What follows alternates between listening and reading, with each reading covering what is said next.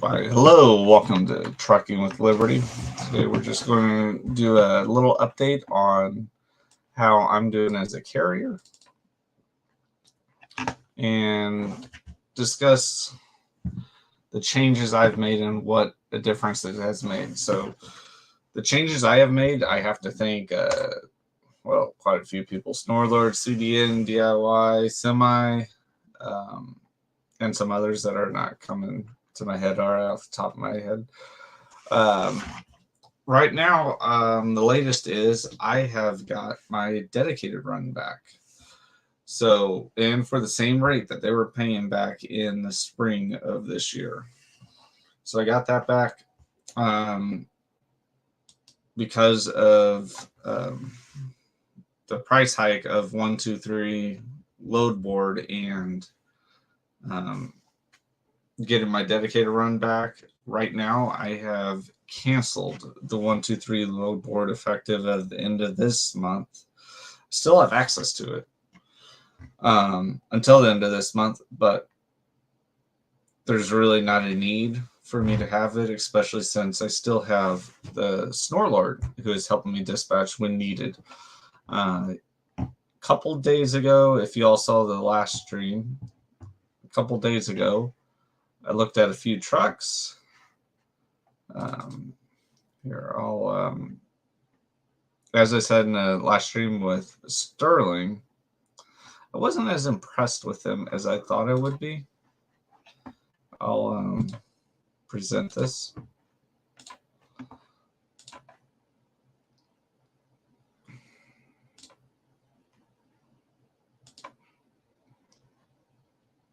There's no sound with this.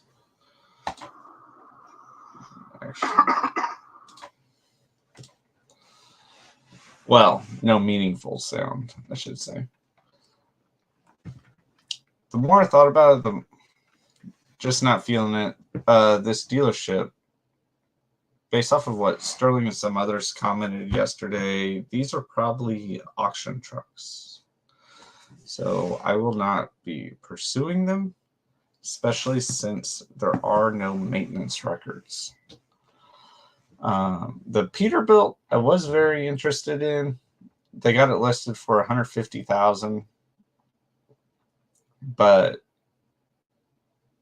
I don't know. Just I wasn't as impressed with it as I thought I would be. Both these trucks were missing one key thing that I thought was pretty much standard, which apparently it is not. And it's the air pressure gauge in the truck to be able to guesstimate how much weight is on your fifth wheel. So 150,000. I think if I spend that much on a truck, it'll probably actually be new instead of used, and two, it's going to have every little thing that I might want. I don't want to have to add something after the fact to a basically brand new truck.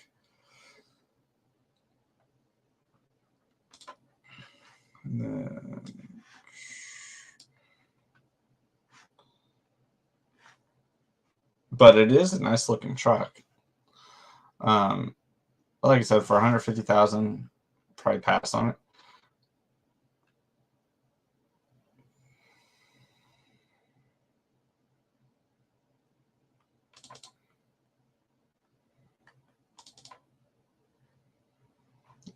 We should be pulling up the other one now. All right. So this is the other truck I looked at. They got it listed for 90,000. Still a little bit high for my liking. I found out, I didn't even think to ask while I was there what year this was, but I found out yesterday that it's a 2021. It has I think it's 5-year, 500,000 mile warranty. It might be 600,000, but either way, it was put into service, I assume, in 2020. So if it's 5 or 6 years, it's only got a year or two left on the warranty. Not long enough for my liking. Plus that damage right there, if I were to actually touch it, my hand actually goes through it.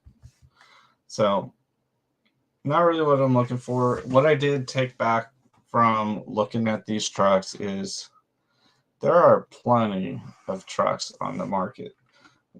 So I could literally wait until mine throws a brick through the engine and just get a brand new one or a new to me one.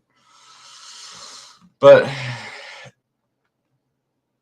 as far as, okay, we could kill that.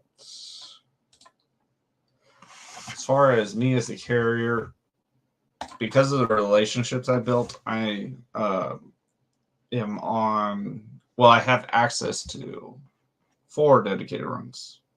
And when I say 4 dedicated runs, it means if I ever do the load, I don't have to negotiate. I already get it for above whatever they're asking for it. And for instance, I got evidence of that because I'll call on it and they'll be, say, $100 or $200 less, and then I'll give them my MC, and they'll be like, and all I got to do, sometimes I got to tell them, hey, look, I'm dedicated on this, or what have you, and they'll look up my MC, and they'll be like, oh, yeah, you're dedicated. Okay, you get this rate for that, and it's obviously always above the whatever asking rate they have. So that has helped me quite a bit. And these people that want to say that it's not about relationships or the broker is always trying to get one over on you is not the case. I could say that firsthand. They're, well, two of the loads are the same broker, but they're 3 different brokers, and they all do this. Brokers do, especially in this climate, it seems like they do value relationships, and I'm sure that they're still getting a nice profit off of some of these loads. Although there was a load not by any of these brokers that I did do where the broker actually did send me the customer Raycon, and I think it was on accident. I don't know why he would have done it on purpose. And I'll tell you this, it was about a 150-mile run. I mean, you know me, I do short haul. That's my bread and butter, short haul. 150-mile run, thereabout. I'm not going to say where it picked up, where it delivered, but we'll just say it was in the Midwest. 150-mile load. I got it for $550, and the Raycon for the customer was $558, if I remember right. Here, I'm going to actually pull that up because I want to make sure that is correct. But it was only $48 more.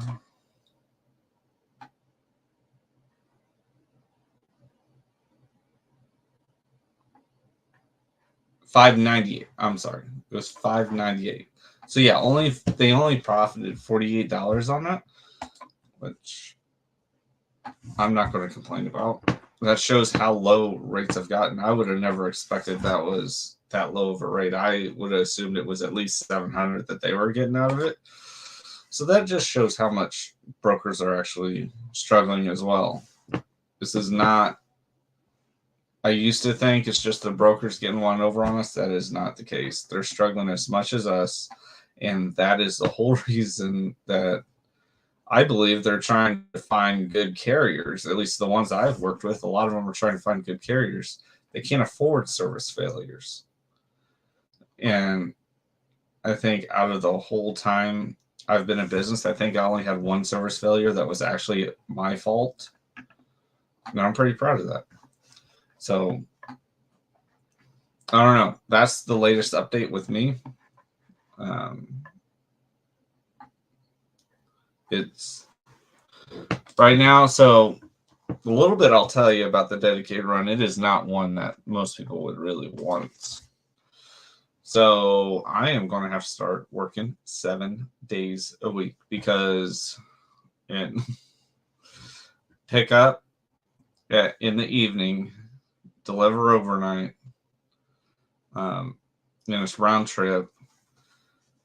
Pick up in the evening, deliver overnight, and I got to pick up on a Saturday in the evening, but that doesn't deliver until Sunday overnight.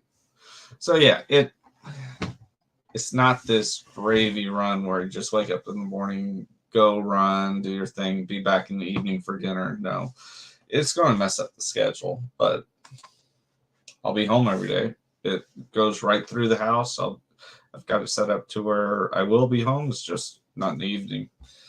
So the stuff pays off, and I would not have gotten this rate if I would have reduced my rate back in the summer, because back in the summer is about the time I lost this run in the first place. Guy took it from me for like I want to say $100 less than what I was doing it for per day, which adds up. I mean, over, say you do it 20 days, that's $2,000. So it adds up. I wasn't going to do that. I soon take my chance on the spot market, which it paid off because I ended up getting this back and we're still here.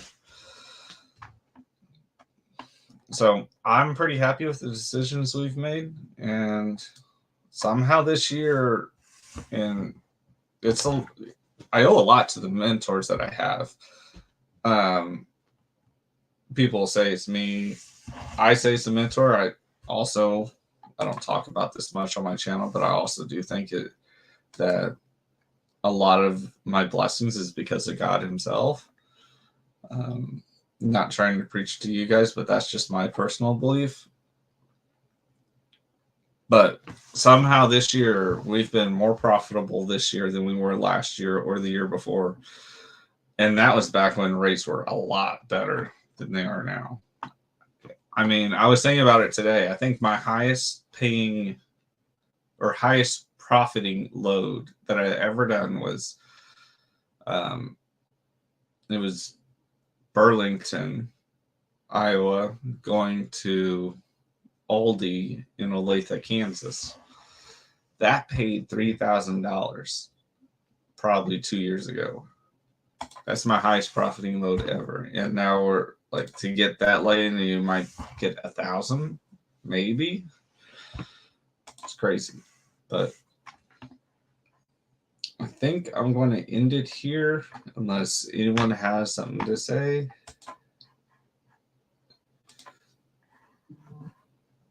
If not, that was I just want to give a brief update for anyone that was curious about what I'm doing right now. We're still in business, and because it's dedicated run, if this thing holds up, it's going to be very profitable for the company. But there is sacrifice in it. 7 days a week, even though 2 of the days are half days, kind of, it's still going to be a lot.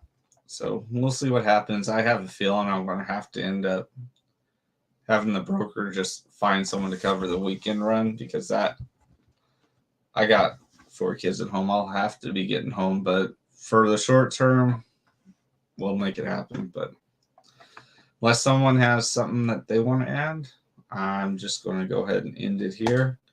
Thank you guys for watching, and I'll see you guys in the next one. And I am going to do a fuel card video at some point.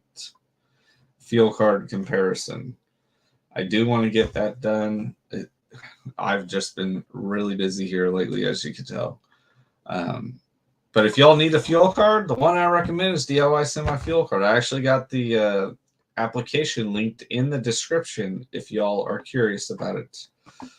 But if you like this, like, comment, subscribe, and I'll see you guys in the next one.